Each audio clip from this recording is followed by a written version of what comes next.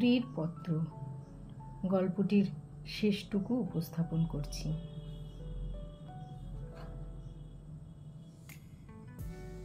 অবশেষে বিন্দুকে নিজের শক্তিতে বিদায় করতে না পেরে তোমরা প্রজাপতি দেবতার শরণাপন্ন হলে। বিন্দুর বর ঠিক হলো। বড়জা বললেন, বাঁচলুম। মা কালী আমাদের বংশের মুখ রক্ষা করলেন। বর কেমন তা জানি নে, তোমাদের কাছে শুনলুম সকল বিষয়ে ভালো। বিন্দু আমার পা জড়িয়ে ধরে কাঁদতে লাগলো। বললি, দিদি, আমার আবার বিয়ে করা কেন? আমি তাকে অনেক বুঝিয়ে বললুম, বিন্দু, তুই ভয় করিস নে, শুনেছি তোর বর ভালো। বিন্দু বললে, বর যদি ভালো হয় আমার কি আছে যে সে আমাকে পছন্দ করবে? বরপক্ষেরা বিন্দুকে তো দেখতে আসবার নামও করলে না। বরদিদি তাতে বড় নিশ্চিন্ত হলেন। কিন্তু দিনরাত্রে বিন্দুর কান্না আর থামতে চায় না। সে তার কি কষ্ট সে আমি জানি। বিন্দুর জন্য আমি সংসারে অনেক লড়াই করেছি, কিন্তু ওর বিবাহ বন্ধ হোক এ কথা বলবার সাহস আমার হলো না। কিসের জোরেই বা বলবো? আমি যদি মারা যাই তো ওর কি দশা হবে? একে তো মেয়ে, তাতে কালো মেয়ে, কার ঘরে চলল ওর কি দশা হবে সে কথা না ভাবাই ভালো। ভাবতে গেলে প্রাণ কেঁপে ওঠে। বিন্দু বললে, দিদি, বিয়ের আর 5 দিন আছে, এর মধ্যে আমার মরণও কি হবে না? আমি তাকে খুব ধমকে দিলুম, কিন্তু অন্তর্যামী জানেন যদি কোনো সহজভাবে বিন্দুর মৃত্যু হতে পারত তাহলে আমি আরাম বোধ করতুম। বিবাহের আগের দিন বিন্দু তার দিদিকে গিয়ে বললে, দিদি, আমি তোমাদের গোয়াল ঘরে পড়ে থাকব, আমাকে যা বলবে তাই করব, তোমার পায়ে পড়ি, আমাকে এমন করে ফেলে দিও না। কিছুকাল থেকে লুকিয়ে লুকিয়ে দিদির চোখ দিয়ে জল পড়ছিল, সেদিনও পড়ল। কিন্তু শুধু হৃদয় তো নয়, শাস্ত্রও তো আছে।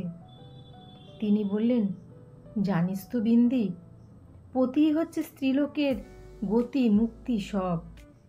কপালে যদি দুঃখ থাকে তো কেউ খণ্ডাতে পারবে না। আসল কথা হচ্ছে কোনো দিকেই কোনো রাস্তা নেই, বিন্দুকে বিবাহ করতেই হবে, তারপরে যা হবার হোক। আমি চেয়েছিলুম বিবাহটা যাতে আমাদের বাড়িতেই হয়, কিন্তু তোমরা বলে বসলে বরের বাড়িতেই হওয়া চাই, সেটা তাদের কৌলিক প্রথা। আমি বুঝলুম বিন্দুর বিবাহের জন্য যদি তোমাদের খরচ করতে হয় তবে সেটা তোমাদের গৃহদেবতা কিছুতেই সহ্য করবে না। কাজে চুপ করে যেতে হলো। কিন্তু একটি কথা তোমরা কেউ জানো না, দিদিকে জানাবার ইচ্ছে ছিল কিন্তু জানাইনি, কেননা তাহলে তিনি ভয়েই মরে যেতেন। আমার কিছু কিছু গয়না দিয়ে আমি লুকিয়ে বিন্দুকে সাজিয়ে দিয়েছিলাম। বোধ করি দিদির চোখে সেটা পড়েও থাকবে, কিন্তু সেটা তিনি দেখেও দেখেননি। দোহাই ধর্মের, সেজন্য তোমরা আমাকে ক্ষমা করো। যাবার আগে বিন্দু আমাকে জড়িয়ে ধরে বললে, দিদি, আমাকে তোমরা তাহলে নিতান্তই ত্যাগ করলে। আমি বললাম, না বিন্দি, তোর যেমন দশাই হোক না কেন আমি তোকে শেষ পর্যন্ত ত্যাগ করব না। 3 দিন গেল। তোমাদের তালুকের প্রজা খাবার জন্য তোমাকে যে ভেড়াটা দিয়েছিল তাকে তোমার জঠরাগ্নি থেকে বাঁচিয়ে আমি আমাদের একতলার কয়লা রাখবার ঘরে একপাশে বাস করতে দিয়েছিলুম। সকালে উঠেই আমি নিজে তাকে দানা খাইয়ে আসতুম। তোমার চাকরদের প্রতি দু একদিন নির্ভর করে দেখেছি। তাকে খাওয়ানোর চেয়ে তাকে খাওয়ার প্রতি তার বেশি ঝোঁক। সেদিন সকালে সেই ঘরে ঢুকে দেখি বিন্দু এক কোণে জড়সড় হয়ে বসে আছে। আমাকে দেখেই আমার পা জড়িয়ে ধরে লুটিয়ে পড়ে নিঃশব্দে কাঁদতে লাগলো। বিন্দুর স্বামী পাগল। সত্যি বলছিস বিন্দি? এত বড় মিথ্যা কথা তোমার কাছে কি বলতে পারি দিদি? তিনি পাগল। শ্বশুরের এ বিবাহে মত ছিল না, কিন্তু তিনি আমার শাশুড়িকে জমের মতো ভয় করেন। তিনি বিবাহের পূর্বেই কাশী চলে গেছেন। শাশুড়ি জেদ করে তার ছেলের বিয়ে দিয়েছেন। আমি সেই রাশ করা কয়লার উপর বসে পড়লাম। মেয়ে মানুষকে মেয়ে মানুষ দয়া করে না, বলে ও তো মেয়ে মানুষ, বই তো নয়। ছেলে হোক না পাগল, সে তো পুরুষ বটে। বিন্দু স্বামীকে হঠাৎ পাগল বলে বোঝা যায় না, কিন্তু এক একদিন সে এমন উন্মাদ হয়ে ওঠে যে তাকে ঘরে তালা বন্ধ করে রাখতে হয়। বিবাহের রাত্রে সে ভালো ছিল, কিন্তু রাত জাগা প্রভৃতি উৎপাতে দ্বিতীয় দিন থেকেই তার মাথা একেবারে খারাপ হয়ে উঠল। বিন্দু দুপুরবেলায় পিতলের থালায় ভাত খেতে বসেছিল। হঠাৎ তার স্বামী থালা শুদ্ধ ভাত টেনে উঠোনে ফেলে দিলেন। হঠাৎ কেন যেন তার মনে হয়েছে বিন্দু স্বয়ং রানী রাসমণি। বেহারাটা নিশ্চয়ই সোনার থালা চুরি করে রানীকে তার নিজের থালায় ভাত খেতে দিয়েছে, তাই তার রাগ। কিন্তু বিন্দু তো ভয়ে মরে গেল। তৃতীয় রাত্রে শাশুড়ি তাকে যখন স্বামীর ঘরে শুতে বললে, বিন্দুর প্রাণ শুকিয়ে গেল। শাশুড়ি তার প্রচণ্ড, রাগলে জ্ঞান থাকে না। সেও পাগল, কিন্তু পুরো নয়, সেই কারণেই বেশি ভয়ঙ্কর। বিন্দুকে ঘরে ঢুকতে হলো। স্বামী সে রাত্রে ঠান্ডা ছিল, কিন্তু ভয়ে বিন্দুর শরীর যেন কাঠ হয়ে গেল।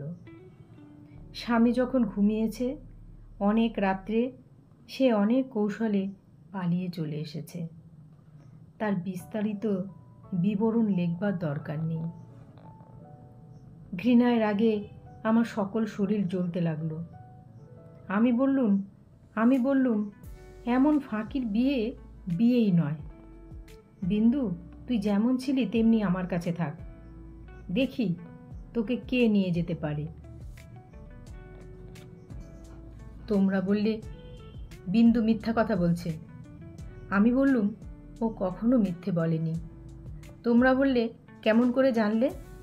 আমি বললুম আমি নিশ্চয় জানি। তোমরা ভয় দেখালে, বিন্দু শ্বশুরবাড়ির লোকে পুলিশ কেস করলে মুশকিলে পড়তে হবে। আমি বললুম ফাঁকি দিয়ে পাগল বরের সঙ্গে ওর বিয়ে দিয়েছে, এ কথা কি আদালত শুনবে না? তোমরা বললে তবে কি এই নিয়ে আদালত করতে হবে নাকি? কেন, আমাদের দায় কিসে? আমি বললুম আমি নিজের গয়না বেচে যা করতে পারি করব। তোমরা বললে উকিল বাড়ি ছুটবে নাকি? এ কথার জবাব নেই। কপালে করাঘাত করতে পারি, তার বেশি আর কি করব। ওদিকে বিন্দু শ্বশুরবাড়ি থেকে ওর ভাসুর এসে বাইরে বিষম গোল বাঁধিয়ে দিয়েছে। সে বলছে থানায় খবর দেবে। আমার যে কি জোর আছে জানি নে, কিন্তু কসাইয়ের হাত থেকে যে গরু প্রাণ ভয়ে পালিয়ে এসে আমার আশ্রয় নিয়েছে, তাকে পুলিশের তাড়ায় আবার সেই কসাইয়ের হাতে ফিরিয়ে দিতেই বা হবে কেন? এ কথা কোনো মতেই আমার মন মানতে পারল না। আমি স্পর্ধা করে বললুম, তা থানায় দিক, খবর দিক। এই বলে মনে করলুম বিন্দুকে এইবেলা আমার শোবার ঘরে এনে তাকে নিয়ে তালা বন্ধ করে বসে থাকি। কিন্তু খোঁজ করে দেখি বিন্দু নেই। তোমাদের সঙ্গে আমার বাদ প্রতিবাদ যখন চলছিল, তখন বিন্দু আপনি বাইরে গিয়ে তার ভাসুরের কাছে ধরা দিয়েছে। বুঝেছে এ বাড়িতে যদি সে থাকে তবে আমাকে সে ভীষণ বিপদে ফেলবে। মাঝখানে পালিয়ে এসে বিন্দু আপন দুঃখ আরও বাড়ালে। তার শাশুড়ির তর্ক এই যে তার ছেলে তো ওকে খেয়ে ফেলছিল না। মন্দ স্বামীর দৃষ্টান্ত সংসারে দুর্লভ নয়। তাদের সঙ্গে তুলনা করলে তার ছেলে সোনার চাঁদ। আমার বড়জা বললেন, ওর পোড়া কপাল, তা নিয়ে দুঃখ করে কি করব? তা পাগল হোক ছাগল হোক, স্বামী তো বটে। কুষ্ঠরোগীকে কোলে করে তার স্ত্রী বেশ্যার বাড়িতে নিজে পৌঁছে দিয়েছে। সতীসাধ্যীর সেই দৃষ্টান্ত তোমাদেরও মনে জাগছিল। জগতের মধ্যে অধমতম কাপুরুষতার এই গল্পটা প্রচার করে আসতে তোমাদের পুরুষের মনে আজ পর্যন্ত একটুও সংকোচ বোধ হয়নি। সেই জন্যই মানব জন্ম নিয়েও বিন্দুর ব্যবহারে তোমরা রাগ করতে পেরেছ। তোমাদের মাথা হেঁট হয়নি। বিন্দুর জন্যে আমার বুক ফেটে গেল, কিন্তু তোমাদের জন্যে আমার লজ্জার সীমা ছিল না। আমি তো পাড়া গেয়ে মেয়ে, তার উপরে তোমাদের ঘরে পড়েছি। ভগবান কোন ফাঁক দিয়ে আমার মধ্যে এমন বুদ্ধি দিলেন? তোমাদের এই সব ধর্মের কথা আমি যে কিছুতেই সইতে পারলুম না। আমি নিশ্চিত জানতুম মরে গেলেও বিন্দু আমাদের ঘরে আর আসবে না, কিন্তু আমি যে তাকে বিয়ের আগের দিন আশা দিয়েছিলুম যে তাকে শেষ পর্যন্ত ত্যাগ করব না। আমার ছোট ভাই শরৎ কলকাতার কলেজে পড়ছিল। তোমরা তো জানোই, যত রকমের ভলেন্টিয়ারি করা, প্লেগের পাড়ায় ইঁদুর মারা, দামোদরের বন্যায় ছোটা, এতেই তার এত উৎসাহ যে উপরি উপরি দুবার সে এফএ পরীক্ষায় ফেল করেও বিন্দু মাত্র দমে যায়নি। তাকে আমি ডাকলুম, বিন্দুর খবর যাতে আমি পাই, তোকে সেই বন্দোবস্ত করে দিতে হবে শরৎ। বিন্দু আমাকে চিঠি লিখতে সাহস করবে না, লিখলেও আমি পাবো না। এরকম কাজের চেয়ে যদি তাকে বলতুম বিন্দুকে ডাকাতি করে আনতে কিংবা তার পাগল স্বামীর মাথা ভেঙে দিতে, তাহলে সে খুশি হতো। শরতের সঙ্গে আলোচনা করেছি। এমন সময় তুমি ঘরে এসে বললে, আবার কি হাঙ্গামা বাঁধিয়েছ? আমি বললুম, সেই যা সব গোড়ায় বাঁধিয়েছিল তোমাদের ঘরে এসেছিল, কিন্তু সে তো তোমাদের কৃত্তি। তুমি জিজ্ঞাসা করলে, বিন্দুকে আবার এনে কোথায় লুকিয়ে রেখেছ? আমি বললুম, বিন্দু যদি আসতো তাহলে নিশ্চয়ই এনে লুকিয়ে রাখত, কিন্তু সে আসবে না, তোমাদের ভয় নেই। শরৎকে আমার কাছে দেখে তোমার সন্দেহ আরও বেড়ে উঠল। আমি জানতুম শরৎ আমাদের বাড়ি যাতায়াত করে, এ তোমরা কিছুতেই পছন্দ করতে না। তোমাদের ভয় ছিল। পুলিশের দৃষ্টি আছে শরতের ওপর। কোনো দিন ও কোনো রাজনৈতিক মামলায় পড়বে, তখন তোমাদের ও জড়িয়ে ফেলবে। সেই জন্যেই আমি ওকে ভাইফোঁটা পর্যন্ত লোক দিয়ে পাঠিয়ে দিতুম, ঘরে ডাকতুম না। তোমার কাছে শুনলুম বিন্দু আবার পালিয়েছে, তাই তোমাদের বাড়িতে তার ভাসুর খোঁজ করতে এসেছে। শুনে আমার বুকের মধ্যে শেল বিঁধছে। হতভাগিনীর যে কি অসহ্য কষ্ট তা বুঝলুম, অথচ কিছুই করবার রাস্তা নেই। শরৎ খবর নিতে ছুটল। সন্ধ্যার সময় ফিরে এসে আমাকে বলল, বিন্দু তার খুড়তুতো ভাইদের বাড়ি গিয়েছিল, কিন্তু তারা তুমুল রাগ করে তখনই আবার তাকে শ্বশুরবাড়ি পৌঁছে দিয়ে গেছে।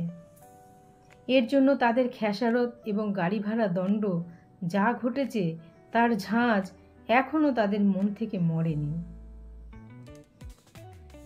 তোমাদের খুড়িমা শ্রীক্ষেত্রে তীর্থ করতে যাবেন বলে তোমাদের বাড়িতে এসে উঠেছেন।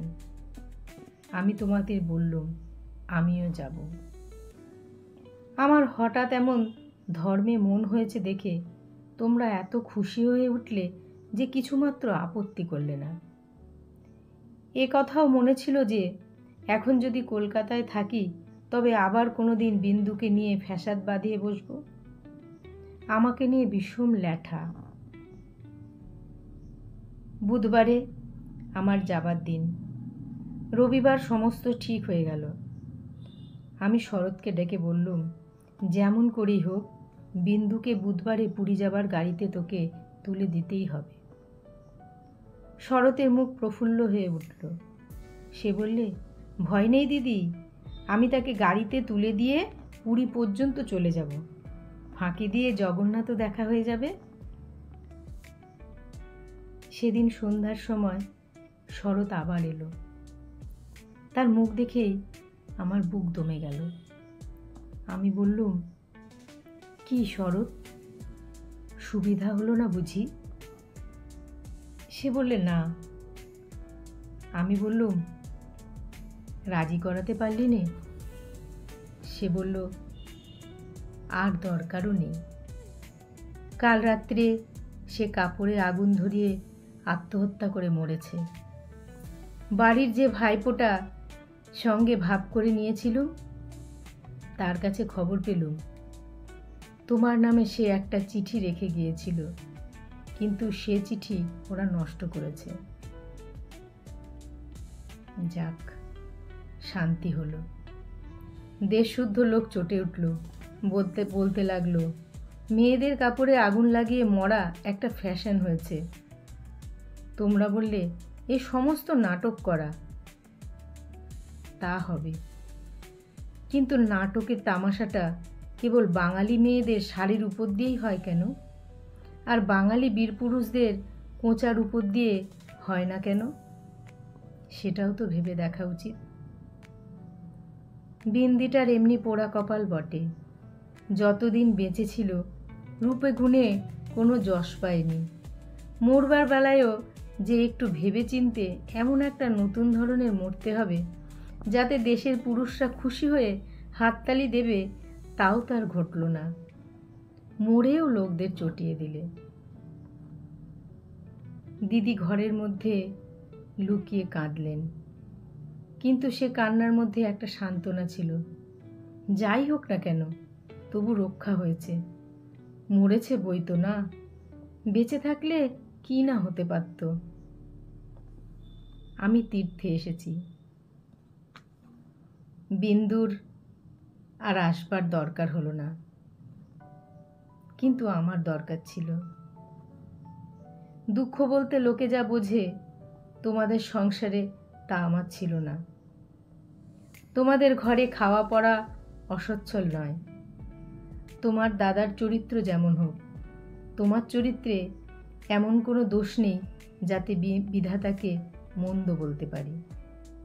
যদি বা তোমার স্বভাব তোমার দাদার মতোই হতো, তাহলেও হয়তো মোটের উপর আমার এমনিভাবেই দিন চলে যেত, এবং আমার সতীসাধ্যী বড় জায়ের মতো পতিদেবতাকে দোষ না দিয়ে বিশ্ব দেবতাকেই আমি দোষ দেওয়ার চেষ্টা করতাম। অতএব তোমাদের নামে আমি কোনো নালিশ উত্থাপন করতে চাইনি। আমার এ চিঠি সেজন্য নয়। কিন্তু আমি আর তোমাদের সেই 27 নম্বর মাখন বড়ালের গলিতে ফিরব না। আমি বিন্দুকে দেখেছি। সংসারের মাঝখানে মেয়ে মানুষের পরিচয়টা যে কি তা আমি পেয়েছি। আর আমার দরকার নেই। তারপরে এও দেখেছি, ও মেয়ে বটে, তবু ভগবান ওকে ত্যাগ করেনি। ওর উপরে তোমাদের যত জোরই থাক না কেন, সে জোরের অন্ত আছে। ও আপনার হতভাগ্য মানব জন্মের চেয়ে বড়। তোমরাই যে আপন ইচ্ছা মতো আপন দস্তুর দিয়ে ওর জীবনটাকে চিরকাল পায়ের তলায় চেপে রেখে দেবে, তোমাদের পা এত লম্বা নয়। মৃত্যু তোমাদের চেয়ে বড়। সে মৃত্যুর মধ্যে সে মহান। সেখানে বিন্দু কেবল বাঙালি ঘরের মেয়ে নয়, কেবল খুড়তুতো ভাইয়ের বোন নয়, কেবল অপরিচিত পাগল স্বামীর প্রবঞ্চিত স্ত্রী নয়, সেখানে সে অনন্ত। সে মৃত্যুর বাঁশি এই বালিকার ভাঙা হৃদয়ের ভিতর দিয়ে আমার জীবনের যমুনা পাড়ে যেদিন বাজল, সেদিন প্রথমটা আমার বুকের মধ্যে যেন বাণ বিঁধল। বিধাতাকে জিজ্ঞাসা করলুম, জগতের মধ্যে যা কিছু সবচেয়ে তুচ্ছ তাই সবচেয়ে কঠিন কেন? এই গলির মধ্যকার চারিদিকে প্রাচীর তোলা নিরানন্দের অতি সামান্য বুদবুদটা এমন ভয়ঙ্কর বাধা কেন? তোমার বিশ্বজগৎ তার 6 ঋতুর সুধা পাত্র হাতে করে যেমন করেই ডাক দিক না কেন, এক মুহূর্তের জন্য কেন আমি এই অন্দরমহলটার এইটুকু মাত্র চৌকাট পেরোতে পারিনে? তোমার এমন ভুবনে আমার এমন জীবন নিয়ে কেন ওই অতি সামান্য তুচ্ছ ইট কাঠের আড়ালটার মধ্যেই আমাকে তিলে তিলে মরতেই হবে? কত তুচ্ছ আমার এই প্রতিদিনের জীবনযাত্রা, কত তুচ্ছ এর সমস্ত বাঁধা নিয়ম, বাঁধা অভ্যাস, বাঁধা বলি, এর সমস্ত বাঁধা মার। কিন্তু শেষ পর্যন্ত সেই দীনতার নাগপাশ বন্ধনেরই হবে জীব। আর হার হলো তোমার নিজের সৃষ্টি ওই আনন্দ লোকের। কিন্তু মৃত্যুর বাঁশি বাজতে লাগলো। কোথায় রে রাজমিস্ত্রির গড়া দেওয়াল, কোথায় রে তোমাদের ঘোড়ো আইন নিয়ে গড়া কাঁটার বেড়া? কোন দুঃখে কোন অপমানে মানুষকে বন্দি করে রেখে দিতে পারে? ওই তো মৃত্যুর হাতে জীবনের জয় পতাকা উঠছে। ওরে মেজ বউ, ভয় নেই তোর। তোর মেজ বউয়ের খোলস ছিন্ন হতে এক নিমেষও লাগে না। তোমাদের গলিকে আর আমি ভয় করি নে। আমার সম্মুখে আজ নীল সমুদ্র, আমার মাথার উপরে আষাঢ়ের মেঘপুঞ্জ। তোমাদের অভ্যাসের অন্ধকারে আমাকে ঢেকে রেখে দিয়েছিলে। ক্ষণকালের জন্য বিন্দু এসে সেই আবরণের ছিদ্র দিয়ে আমাকে দেখে নিয়েছিল। সেই মেয়েটাই তার আপনার মৃত্যু দিয়ে আমার আবরণখানা আগাগোড়া ছিন্ন করে দিয়ে গেল। আজ বাইরে এসে দেখি আমার গৌরব রাখবার আর জায়গা নেই। আমার এই অতি অনাদৃত রূপ যার চোখে ভালো লেগেছে, সেই সুন্দর সমস্ত আকাশ দিয়ে আমাকে চেয়ে দেখছেন। এইবার মরেছে মেজবউ। তুমি ভাবছ আমি মরতে যাচ্ছি? ভয় নেই, অমন পুরনো ঠাট্টা তোমাদের সঙ্গে আমি করব না। মীরাবাইও তো আমারই মতো মেয়ে মানুষ ছিল, তার শিকলও তো কম ভারী ছিল না। তাকে তো বাঁচবার জন্য মরতে হয়নি। মীরাবাই তার গানে বলেছিল, ছাড়ুক বাপ, ছাড়ুক মা, ছাড়ুক যে যেখানে আছে, মীরা কিন্তু লেগেই রইল প্রভু। তাতে তার যা হবার তাই হোক। এই লেগে থাকাই তো বেঁচে থাকা। আমিও বাঁচব, আমি বাঁচলুম। তোমাদের চরণতলাশ্রয় ছিন্ন মৃণাল। নমস্কার।